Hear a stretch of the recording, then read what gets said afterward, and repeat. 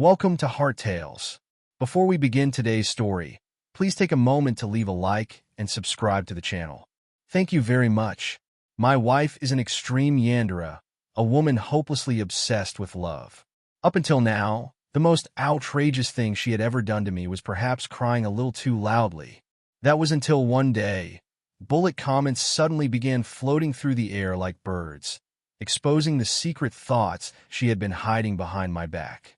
Later, I quietly investigated, and when I saw the cage she had secretly prepared for me, I was so angry I couldn't contain myself. Why didn't you say so earlier? If I'd known, I wouldn't have bothered going to work. When are you planning to lock me away? Are there snacks inside? I want to move in tonight. That day, I got home very late after work. The moment I opened the door, I saw Serafina standing there waiting for me. With a pitiful expression, she held out her arms for a hug. You came home late again today. I missed you so much. Her voice was laced with a touch of aggrieved sweetness. At that very moment, a flood of bullet comments hovered in midair. Gosh, no wonder Julian was completely spellbound by Serafina in the beginning. Anyone would fall for this. Serafina's face is the only honest thing about her. Everything else out of her mouth is a lie. Didn't she end up locking the male lead in a mansion out in the suburbs later on? Right. When you run into a yandere, you run as far away as possible. Ah, my poor Julian. Can the female lead please appear right now to save him? What on earth is this? Female lead? Who is the female lead? I froze, looking up at Serafina. Right now, she was still gazing at me with eyes full of longing, her slightly messy bangs softly dusting her forehead, melting my heart completely. She looked nothing like what those floating comments described.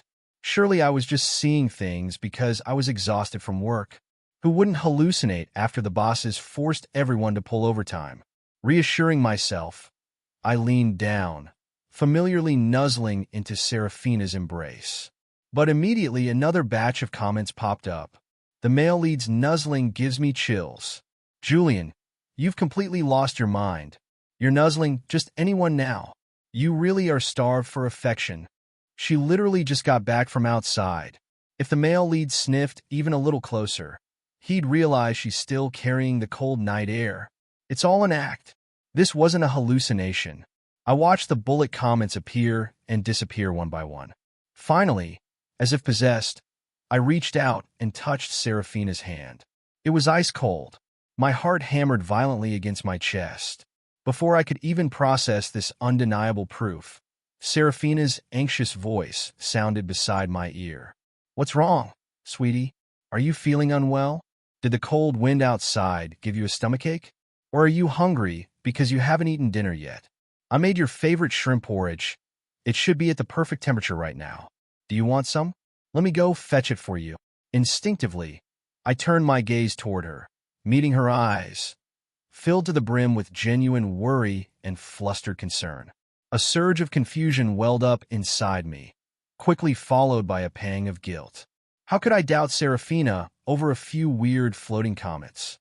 What kind of monster was I? Even though Serafina and I had only been together for 3 years, she had always treated me with absolute devotion. Down to the tiniest details, her care was meticulous. None of it came easy for her. Paralyzed in both legs, she relied entirely on a wheelchair to get around. Yet even so, she could never bear to see me exhausted. She handled all the housework by herself. In these 3 years, the most exhausting thing I had ever done was probably peeling shrimp for her on Valentine's Day 2 years ago. Serafina's hands were always prone to getting cold. Shaking off every lingering doubt, I closed my eyes, ignored the floating bullet comments, and nuzzled into her embrace once more. Breathing in the familiar, sweet scent of gardenias lingering on her skin, I mumbled softly, I'll eat, but let me hug you for a bit first. Serafina instantly wrapped her arms tightly around me. Okay, I want Julian to hug me a little longer, too. My heart melted into a puddle of mush right then and there. How could someone as sweet as Serafina be anything like what those bullet comments claimed? It had to be work stress getting to me. Damn this job. And damn that boss of mine. The next day, I went straight to the hospital, even springing an extra $3 for a specialist consultation. But the specialist flat out told me there was nothing wrong with my brain. Gazing at the bullet comments still dancing right before my eyes, I asked skeptically, "Is there really nothing wrong with me?" The psychiatrist fell silent for a moment.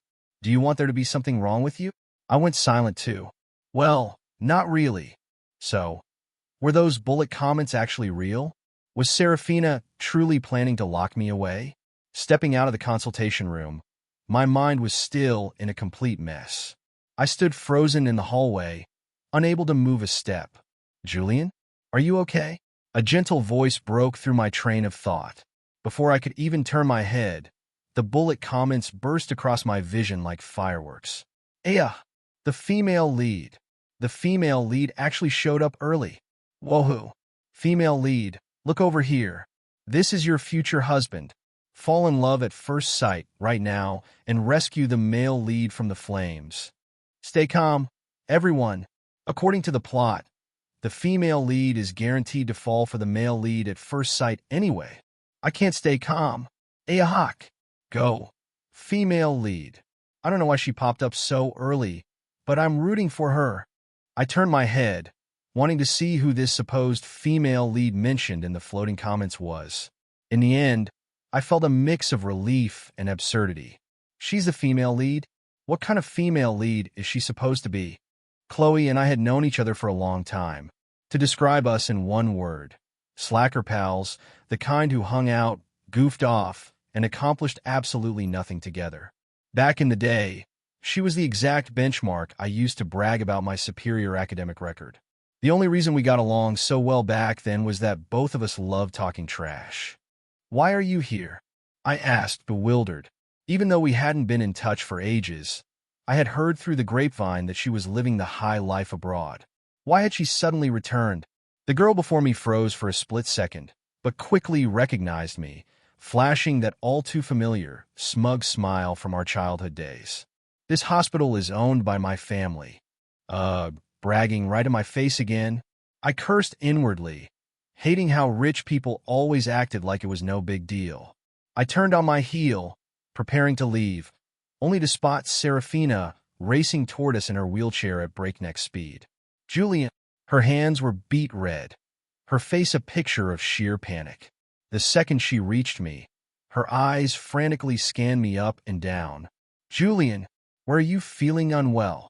Why did you come to the hospital? What did the doctor say? How are you feeling right now?" The rapid-fire stream of questions left me breathless. It took me a moment to catch my composure. "How did you know I was at the hospital?" I asked. I hadn't told her a single thing about coming here today, fearing she would worry. Serafina's expression stiffened.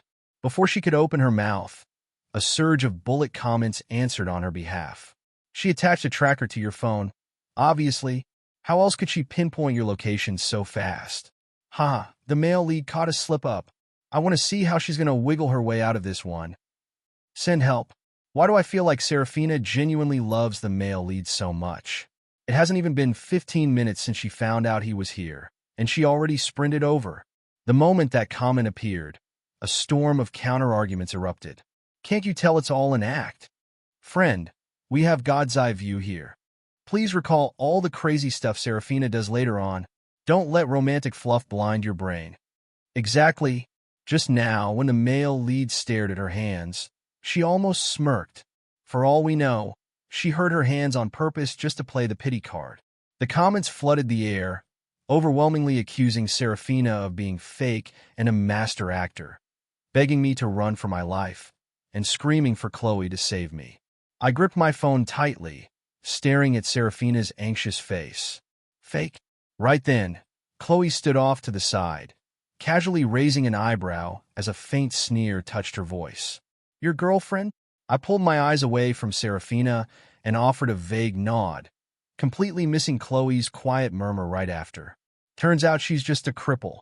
Nor did I catch the instant Serafina's face darkened into a terrifying, deadly gloom.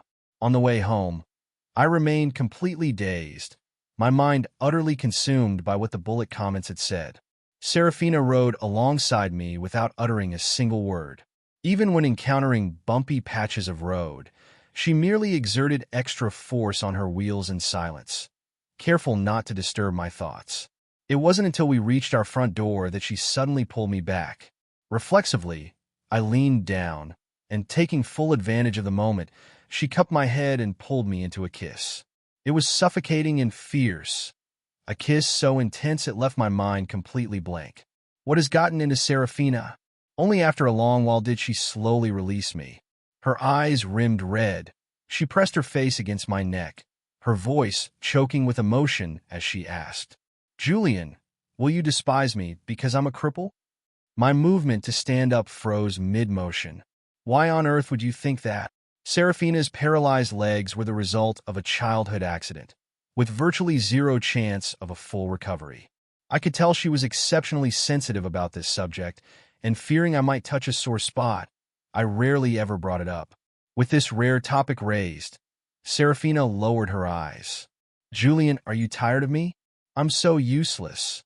Everything I do is a struggle, and I'm not even a normal person. Every time, I can't even satisfy you properly." Seeing her spiraling into such extreme self-deprecation, I hurriedly covered her mouth. "Shut up." Blushing, I blurted out an explanation. "I was just lost in thought for a second. Don't go making up crazy scenarios in your head. You're not useless at all, sweetie." Serafina hugged me even tighter, until I felt a warm moisture dampening the back of my neck. Intimate and entangled, I let out a soft groan, turning my head to kiss her. Before closing my eyes, all I saw were Serafina's red, glistening eyes as she whispered, "Julian, kiss me."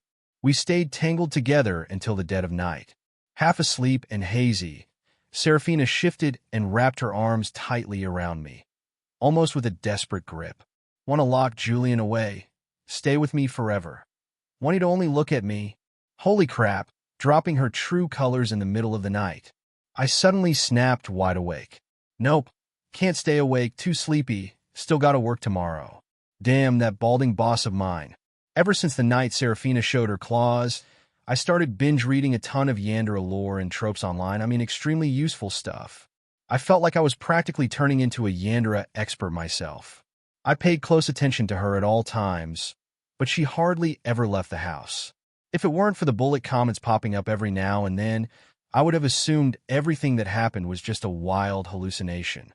Until one day, the comments suddenly exploded, cascading endlessly before my eyes. Serafina went to the suburbs again. She probably finished setting everything up over there. The climax of the plot is about to start. Good luck, bro. Good luck. Leaving my flip-flops right here first. I'll come back when the climax is over. Dropping a pin right here to save my spot. Serafina had actually gone out. Grit my teeth. I abandoned my perfect attendance bonus and called in for leave. Following the location clues provided by the comments, I hailed a cab and headed over. The further we drove, the more desolate the surroundings became. The taxi fare came close to hitting $100. Where on earth is this godforsaken middle of nowhere? My heart hammered frantically in my chest, a whirlwind of overwhelming emotions crashing over me. On the way there, I even shared my live location with Chloe, telling her to be ready to call the police at any given moment. However, I never expected that the hefty taxi fare wouldn't just drop me off in the middle of nowhere, but right at the gates of a high-end luxury estate. I stared blankly at the stern security guards blocking my way and at the sun-drenched, tree-lined villa compound before me, utterly paralyzed in thought. No way.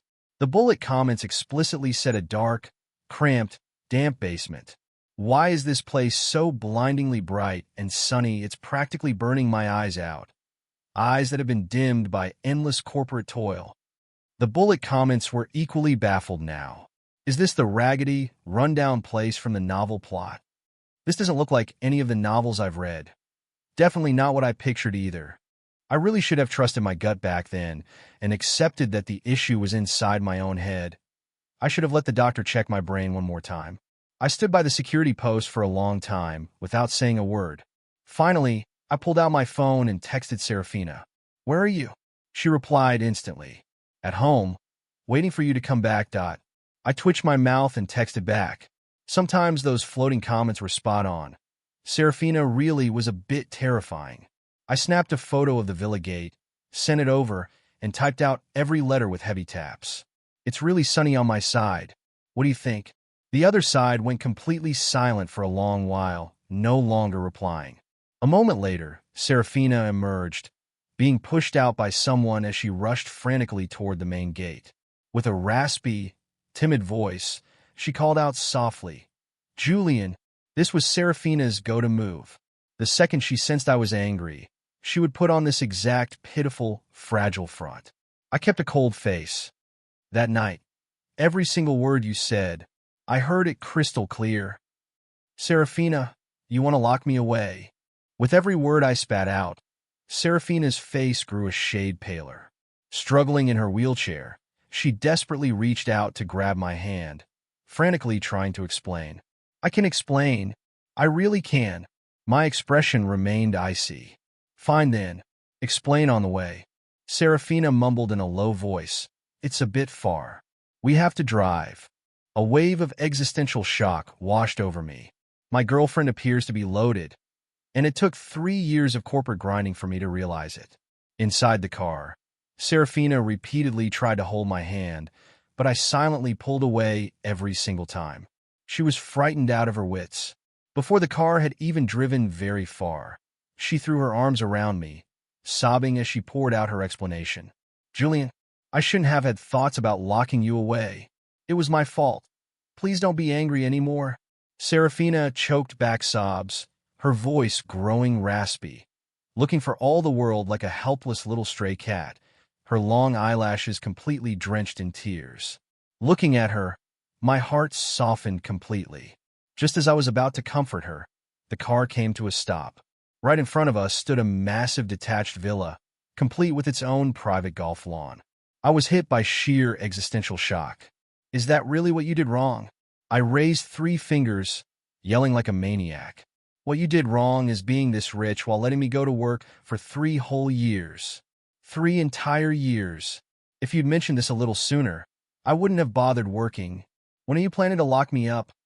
"Huh? Are there snacks inside? Because I'm moving in tonight." Serafina stared at me, half crying, half bewildered.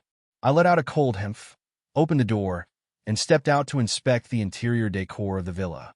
It was exquisite, elegant, yet unmistakably luxurious. I stood there completely paralyzed, as if struck by a lightning bolt of sheer wealth. I turned to her and asked, "How long have you been this rich, and why did you hide it from me?" Serafina put on an aggrieved look. I was always rich. But Julian, you once said you hated rich people, so I didn't dare tell you. I didn't want you to hate me. You were always trying so hard to support everything on your own. And you said you wanted to take care of me for the rest of your life." Speaking up to this point, Serafina suddenly blushed, stealing a shy glance at me. "I like being taken care of by you." I was completely speechless. Enough already. That's just a coat poor people tell themselves to feel better. Self-reliance my foot. Damn that balding boss of mine. I grabbed her hands, shaking them back and forth. "I hate other rich people, but I love being rich. And I love the feeling of living off someone else. Serafina, we've been together for 3 years, and you still don't understand me at all." Tears welled up in my eyes. "Your punishment is to transfer me $100,000 right now." The very next second, my phone buzzed. Account notification. "You have received $1 million. Serafina's face flushed slightly as she whispered, "Julian, you can ask for way more than that. Don't be shy with my money." It's not that I didn't want to ask for more. It's that I didn't even realize 100,000 was too little. Fine.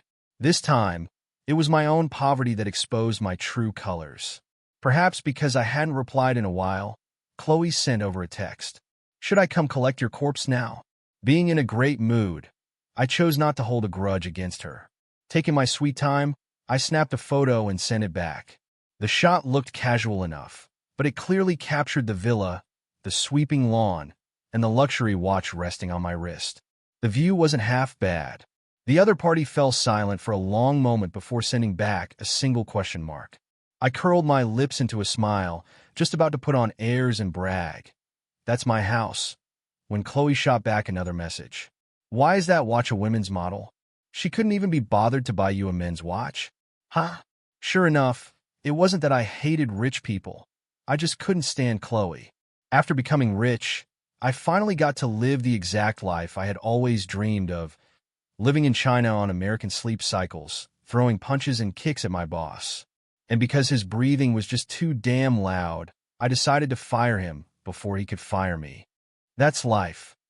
As long as you live true to yourself, that's all that matters. As for the rest, leave it to karma.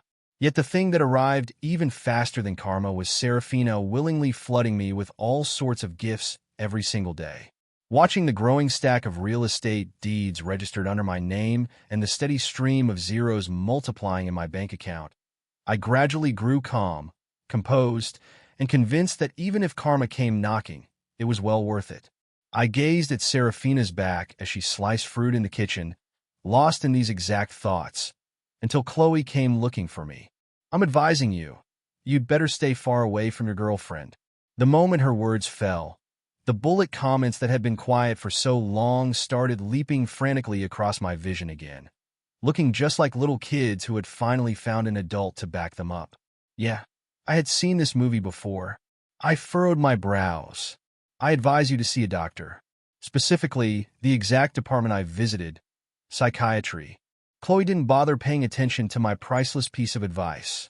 Instead, she pulled out a thick stack of documents and shoved them in front of me. Do you know where Serafina lived before she met you? I frowned as I looked at her. I'm in a relationship, not running a background check. How am I supposed to know? She flipped to a specific page and pointed at a line highlighted in bright red. Psychiatric hospital. Julian, she is a genuine lunatic. Has she ever mentioned this to you? I froze on the spot. No. Looking at Chloe's dead serious expression, which didn't carry even a hint of a joke, I instantly dropped my playful mood. I lowered my head and examined the documents carefully, trying to use those pages to see through to the person Chloe called Serafina, a Serafina entirely different from the one in my memories. Chloe's investigation into Serafina was extraordinarily thorough, recording every single detail of her childhood with vivid clarity. Serafina's father was a playboy, and her mother was merely one of his countless mistresses. Later, when her mother got pregnant, her father happened to grow tired of her, abandoning both mother and child without a second thought. Her mother grew to resent her own daughter as well, constantly berating her for ruining her once promising life. Afterward, she dumped Serafina back in the countryside. It wasn't until her mother remarried a wealthy and powerful local man that she finally brought Serafina back to live with them. Yet bringing her back was when the true nightmare actually began. Some said that when Serafina was found, she was on the absolute brink of death. Laid out on a gurney right beside her was her stepfather. As it turned out, to curry favor with a wealthy man, her stepfather had targeted both her and her mother, personally handing his own stepdaughter over to the man's bed. Attached to the document was a photograph. It was blurry, yet clear enough. I had to squint to look closely, but even a single glance was enough to pick out Serafina. She was curled up on the stretcher, emaciated, fragile, looking as though a gentle breeze could blow her away. On the stretcher beside her lay a chubby man, a stab wound gaping in his abdomen. Yet his eyes were terrifyingly vicious, his mouth endlessly spewing curses. The woman standing beside him glared at Serafina with pure, venomous resentment. Serafina was only 12 years old that year. From that point on, she was locked away in a psychiatric hospital. Meanwhile, her biological father had countless illegitimate children, as well as plenty of legitimate ones. Yet every single one of them died under mysterious circumstances, until eventually even he dropped dead unexpectedly. Julian, do you think any of that is normal? Chloe pointed at the photograph. Serafina didn't kill them right away. She played with them like ants, slowly torturing them until they committed suicide. Julian, do you think that's normal? She is not a simple woman. She's deep, calculating, and ruthless. Do you understand? The two of you are completely incompatible. I didn't answer her, silently flipping to the next page instead. The image that met my eyes showed Serafina during her time at the psychiatric hospital. She was dressed in a stark white patient gown, her head shaved clean, for needles plunged into her hand. Frail to the extreme. Her eyes stared straight through the camera lens, icy and detached, causing my heart to twist in painful, agonizing tightness. At that moment, the bullet comments erupted into a wild frenzy. They were practically buzzing with excitement, as if they had just seized absolute proof of Serafina's sinister crimes, eager to condemn her on the spot. A mixture of bewilderment and white-hot anger surged through me. I raised my head, looking straight at Chloe, and straight into those frantically dancing bullet comments. Chloe, do you think everything Serafina went through is normal? If not, then why on earth do you demand that she be normal?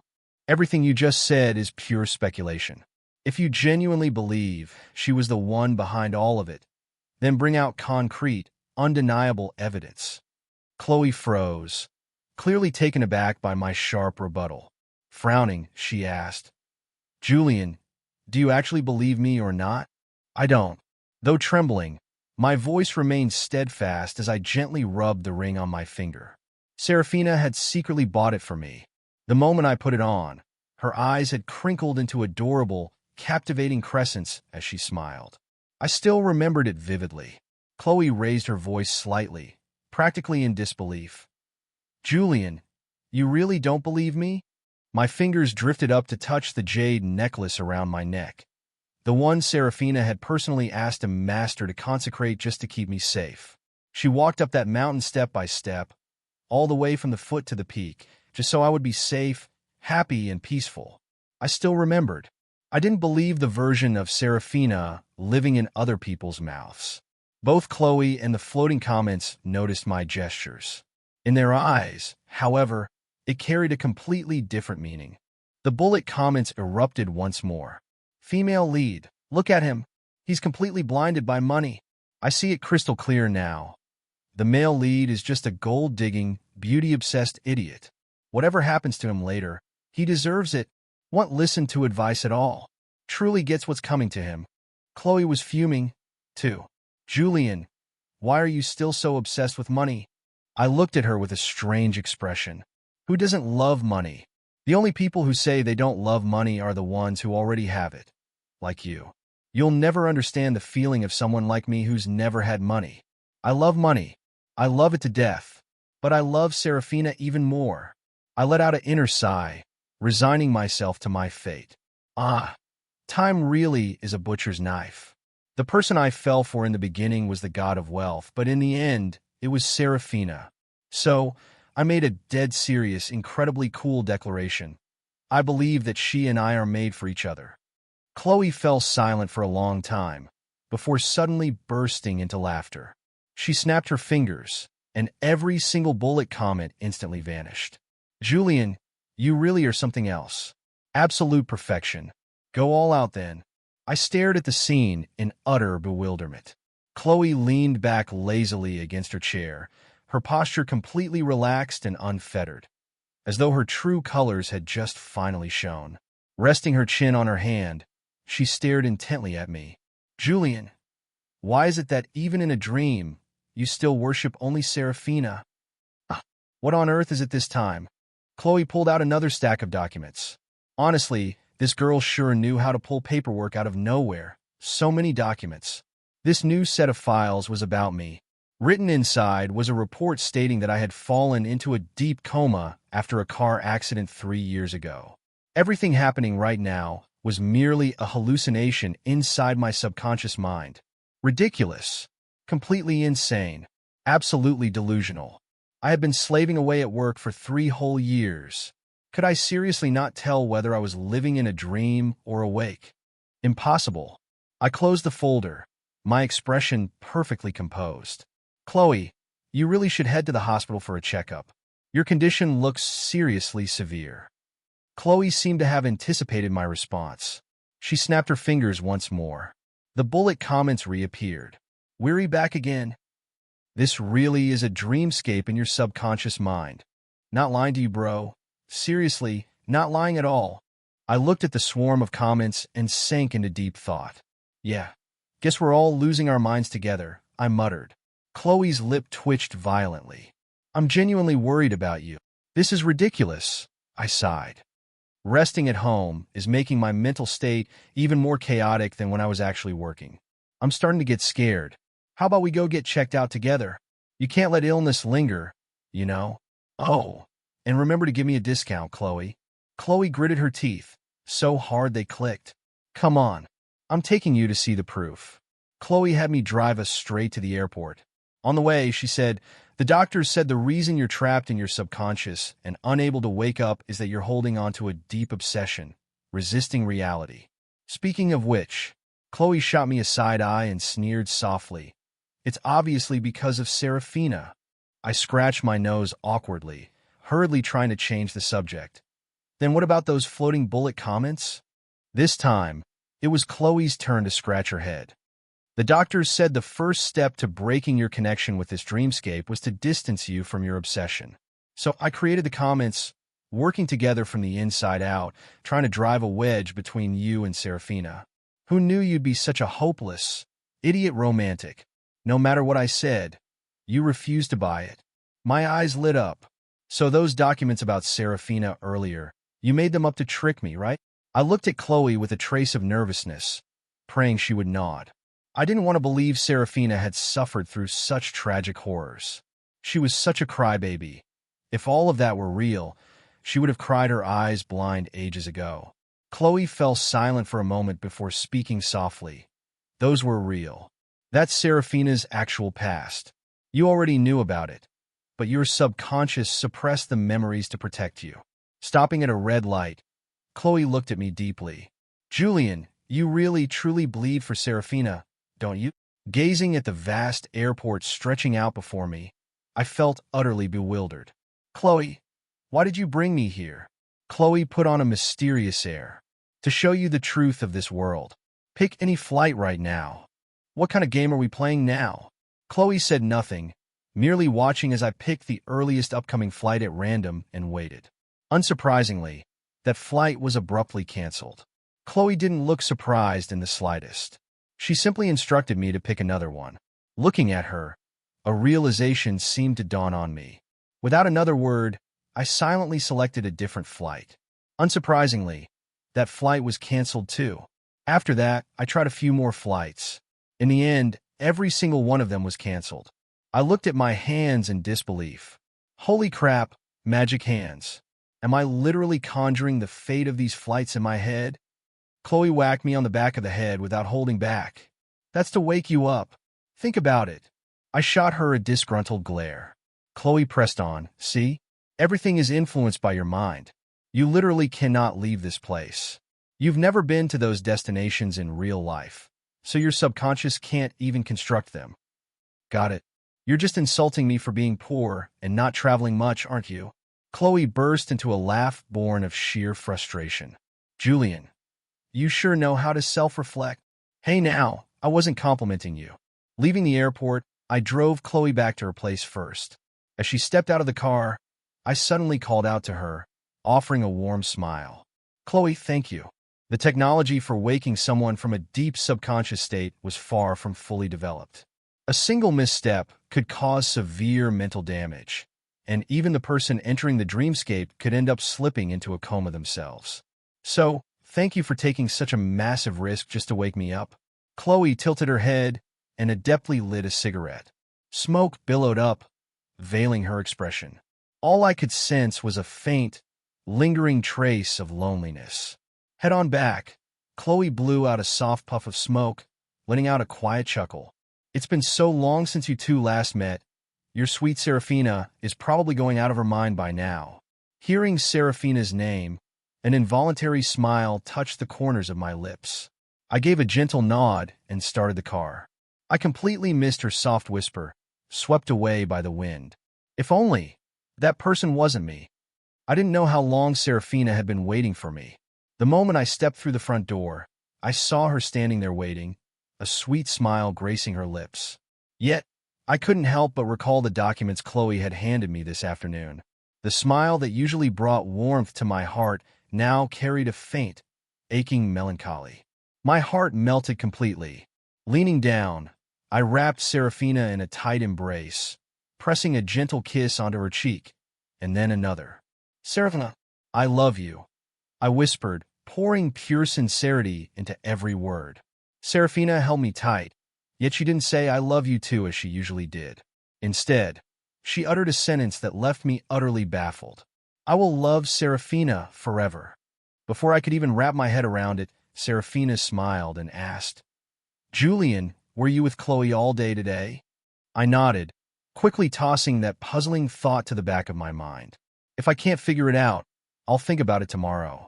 With any luck, if I wake up tomorrow, I won't need to think about it at all. Serafina lowered her eyes, lost in thought. What were you two up to? You were gone for so long.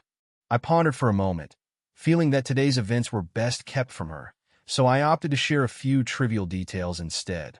Then I turned the question back to her. And what about you? What did you do today? Serafina looked up at me, an obedient smile plastered on her face. So unnatural it stood out. I was waiting for Julian to come home, waiting from morning till night. I was so happy. Good grief. Why does that sound like I'm a scumbag husband who abandoned his wife at home to go party? I stared at her smile, which was clearly off. A light bulb went off in my head. Aha, I get it now. Serafina is angry. I immediately declared my loyalty. She and I are just friends. If it makes you unhappy, I won't see her ever again. You're my absolute world, my sweetheart. She's just a passerby at best. Serafina's expression became unreadable. Is that so? I nodded furiously, even acting cute and needy. Of course. Good heavens, lying like this really makes me sound like a total scumbag. Yet reality proved one thing. Never trust a man's word. To wake me up, Chloe and I not only didn't cut down on seeing each other, but we met up even more frequently. The results were remarkably clear, too. The edges of the city began to crack and crumble. My familiar breakfast stall vanished into thin air. My true memories were gradually flooding back. It all proved one thing. My consciousness was growing increasingly lucid, while this dreamscape was turning ever more fragile. I didn't know if it was just my imagination, but I even felt as though the sky had been draped in a gloomy, hazy overcast. Watching the distant buildings fade into nothingness, Chloe looked deeply satisfied. Probably just a few days left, though. I still don't know what it is you're holding on to. The moment the words left her mouth, she realized her slip. Both of us knew crystal clear. The thing I couldn't bear to leave, the thing I didn't dare face, was Serafina. The two of us sank into a long silence once more. The sun slowly dipped below the horizon as dusk fell over us, until Chloe broke the silence. Julian, she called out my name. Instinctively, I turned my head to look at her, only to see Chloe's lips pressed into a tight line, radiating a desperate, all-or-nothing resolve. Suddenly, Chloe asked me, Julian, I've always wanted to ask you a question. If I hadn't gone abroad back then, would there have been a chance for the two of us? What? I froze on the spot. The out-of-the-blue question caught me completely off guard. Seeing my lack of answer, she tried to act nonchalant. Never mind, just pretend I didn't ask. I pursed my lips, then spoke with absolute certainty. Chloe, I can only love Serafina, because the crazy one is actually me. For as long as I could remember, I had lived in that exact psychiatric hospital Chloe investigated. Just like Serafina, I was abandoned by my parents. The difference, however, was that I actually had an illness in my head. My medical record stated that I suffered from antisocial personality disorder, cold, emotionless, and completely lacking the capacity for empathy. The people in the asylum were terrified of me because whenever I was in a bad mood, I would use a knife to slash their skin at night or stab them with a fork. I found it utterly fascinating, and I loved the look of sheer terror in their eyes when they stared at me. Until Serafina showed up. She was beautiful, even though she was tiny and emaciated. Looking at the knife in my hand, I felt a rare flicker of goodwill welling up inside me. I warned her, you'd better eat more and gain some weight. Otherwise, if my hand slips and I stab you, it'll probably punch a hole straight through your back. Serafina seemed to misunderstand my intention, however, and began taking the initiative to draw close to me. She said, You're my very first friend. I shook my head. No, I'm not. The hospital director once told me. Someone like you? Even a dog wouldn't want to be your friend. Serafina went silent for a moment, then walked up and wrapped her arms around me. Then I'll just be your little dog friend. I stared at her for a long time before nodding in agreement, because I thought anyone who could say something like that must be just as sick as I was. We were a perfect match. Later, a man claiming to be Serafina's half-brother showed up at the hospital. The second he saw her, he viciously stomped her under his foot, his eyes filled with contempt and his face brimming with arrogant malice. "A bastard like you is even more disgusting than vermin." Serafina didn't say a word, enduring all the beatings and humiliation in silence. I was furious. When someone bullies you, even if you know you'll get beaten up, you have to fight back. You have to show them hell. I tried painstakingly to teach Serafina that lesson, but she merely lowered her head, her voice barely audible. "But Julian, he's right. My mother was the third party who broke up their marriage. Me being born is a sin in itself." My throat tightened. I had never gone to school, and no one had ever explained things like that to me. I didn't understand what a third party meant, nor did I get what sin was supposed to be. All I knew was that Serafina was deeply hurt, so I held her, just like on the night we became friends. "Serafina, then just be my little dog friend. Don't be a sinful thing anymore. Okay." That night, the moon was extraordinarily bright. Moonlight spilled down unsparingly, washing over the two of us. For the first time, I felt an intense, overwhelming warmth. Afterward, Serafina's brother bribed the hospital director to intensify her treatments, making her therapy sessions increasingly frequent. Every time she returned, her body was covered in dark bruises. My heart ached for her, but all I could do was secretly steal medicine for her. Then one day, her brother caught me, extremely displeased. He ordered his men to prepare a brutal beating for me. But at the critical moment, he suddenly took an uncomfortable interest in me, pinching my chin and ordering everyone else to step out. Never tried a guy before. His slimy, disgusting hands crawled all over my body like a slithering snake. What the hell? Is this guy out of his mind? Frightened out of my wits, I pulled out my knife and fork, stabbing him repeatedly in a wild frenzy. After the chaotic struggle, he lost interest, but he still refused to let me off. He ordered his men to throw me down the concrete steps of the psychiatric hospital. I tumbled down, and by the end, my entire body was racked with agonizing pain. Blood gushed from my nose, mouth, and head, a crushing heaviness pressing down on me, suffocating me completely. Before slipping into unconsciousness, I saw Serafina running toward me in absolute panic. I even tried to comfort her. "Don't be scared, it doesn't hurt." Serafina was weeping uncontrollably. In the end, she picked up the fork I had dropped on the ground and gripped it tightly. Amidst the swirling haze of my fading consciousness, I heard her voice echo in my ears. "Julian, I will protect you." From that moment on, I never saw Serafina again. Later, however, I was adopted by a loving family and given access to a good education, and I knew every bit of it was because of her. I also knew that she had always been waiting to meet me again, my little dog friend. "So, no, Chloe," I said quietly. "No matter what, I could never love you. Long, long before I ever met you, I had already been waiting for Serafina. You once said I was a strict Serafina-centrist, and you were right. The reason I am like this is because Serafina herself is a Julian-centrist. She walked down a treacherous, painful road that I couldn't walk with her. But every single step she took was to pave the way for me." Chloe looked at me, finally letting out a bitter, helpless laugh. "You won't even leave me with a shred of illusion, will you?" Before I could even offer a word of comfort, she swiftly resumed her lazy, indifferent composure, acting as if she couldn't care less about anything. "Whatever. I knew this would be the outcome anyway. So you don't love me? Big deal. I've got money, I've got looks, and plenty of people love me." She must have majored in face-changing arts while studying abroad, flipping her mood faster than flipping a page in a book. Having finished our conversation, we prepared to get into the car and head back.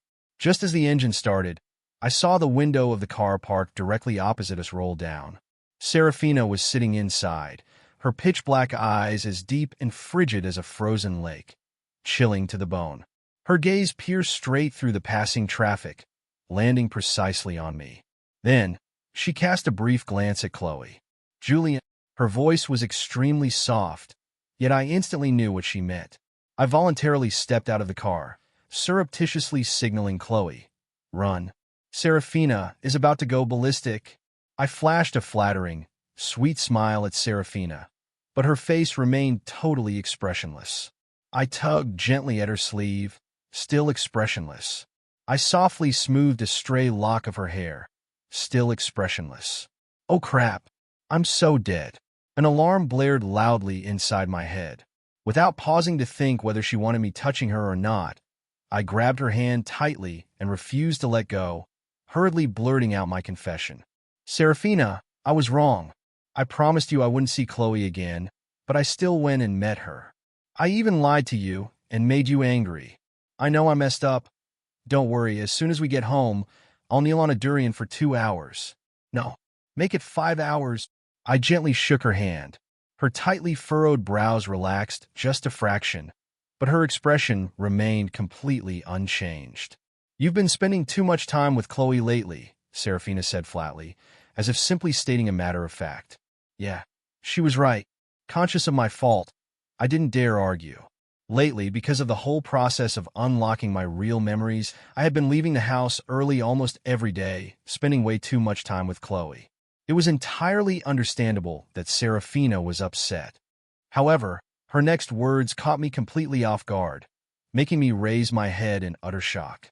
Do you really want to leave this place? To leave me behind forever? The sheer anguish in her eyes threatened to spill over, tears brimming at the edges. My heart felt as though it were squeezed tight, aching to the point of breathlessness. When did you find out? I asked raspy. Hard not to notice, she replied. This world is collapsing way too fast. Isn't this precisely what you and Chloe have been working so hard to achieve lately? I sank into silence. She continued softly. Can't you not leave? Stay right here.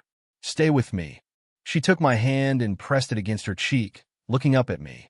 Julian, look at me. I'm Serafina. Her gaze was fixed intensely on mine, brimming with absolute desperation. Reflected inside those dark pupils, there was only one single person, me. I was almost completely entranced. Hurriedly closing my eyes, I forced myself to regain my composure. Just as I was about to shake my head and make a noble, righteous refusal, Serafina took a step forward and kissed me. The moment our lips met, tears trickled down from the corners of her eyes. One drop, then another. The scalding hot liquid ran down her beautiful face. Julian, I am Serafina too. Why am I the one being thrown away? Her voice choked with tears, concealing a fragile, heartbreaking sense of grievance that looked ready to shatter at the slightest touch. Julian, you said you loved me. Her voice was soft and delicate, yet beneath it, I could catch a faint trace of accusation that quietly pierced my heart. I couldn't refute her. Every explanation I had carefully prepared beforehand crumbled into dust in an instant. It took me a long while before I could barely piece a sentence together. This world is a dreamscape. Serafina, we both of us aren't real. In an instant, Serafina's expression darkened completely. Then, she kissed me again. Cutting off my next words, she whispered, I don't care what's real and what's fake. Why should I surrender you to another Serafina? I don't want to. Julian, you're mine. That is real. With that, she pulled out a spray bottle and spritzed it straight into my face. Dizziness washed over me instantly. As I sank into unconsciousness, I vaguely heard her gritting her teeth and muttering, I'm going to lock you up so you can only ever look at me. Holy crap. The plot the internet commenters talked about actually came true. The golden cage is real. When I woke up, pitch-black darkness met my eyes. Through a narrow gap, a faint beam of light filtered in, allowing me to dimly make out my surroundings. Without me ever noticing, Serafina had genuinely built a giant golden cage for me. A massive cluster of roses twined around the iron bars, so ostentatious it was almost suffocating. Looking at this scene, well, I guess I've been officially caged for the first time in my life. I pushed myself up, intending to get a better look, only to realize my wrist was bound to something. A gentle tug revealed it was a length of rope. Tracing the cord, I found the other end tied around Serafina's wrist. She was sleeping on the edge of the bed, curled up in a ball, looking utterly pitiful. A wave of awkwardness washed over me. Why on earth does this scene look like I was the one who took advantage of her? I'm a completely innocent guy here. This is so unfair. I picked up the cord to inspect it closely. Plain nylon rope, tied in a tight, dead knot. Getting maximum results on a budget. Brilliant, Serafina. You really hit the jackpot here. I stared at Serafina's sleeping face. Her sleep was far from peaceful, her brows knitted tight, as if trapped in a nightmare. I gently leaned over, intending to smooth out her furrowed brow.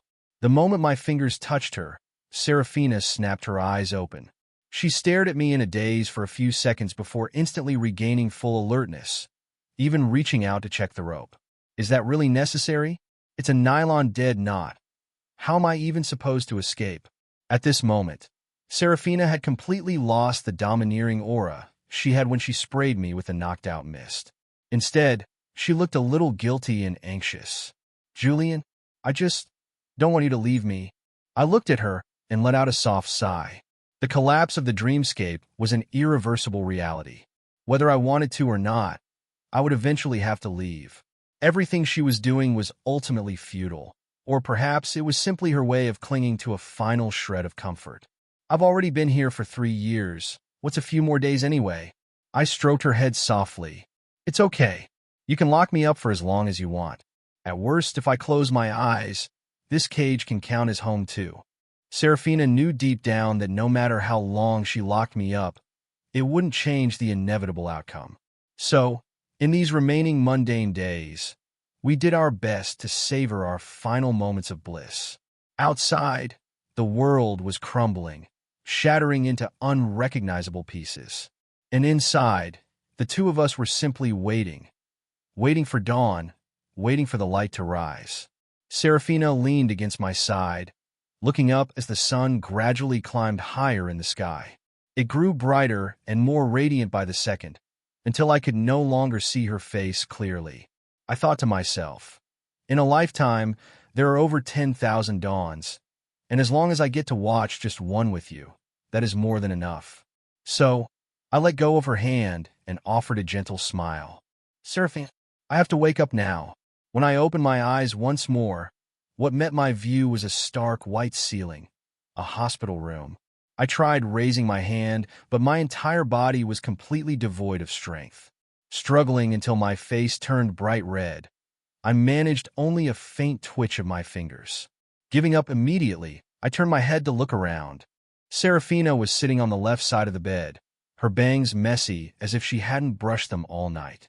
Her head rested on her arms, her eyes closed, her posture radiating utter exhaustion. I stared at her for a long time, until her eyelashes fluttered softly. My heart abruptly skipped a beat. Julian, Serafina's voice trembled slightly. Even from a short distance away, I saw her eyes instantly turn red. I parted my lips, struggling hard just to force out 2 words. Serafina, night. Suddenly, a powerful wave of emotion surged inside my chest. I continued, Did you escape from the dreamscape too?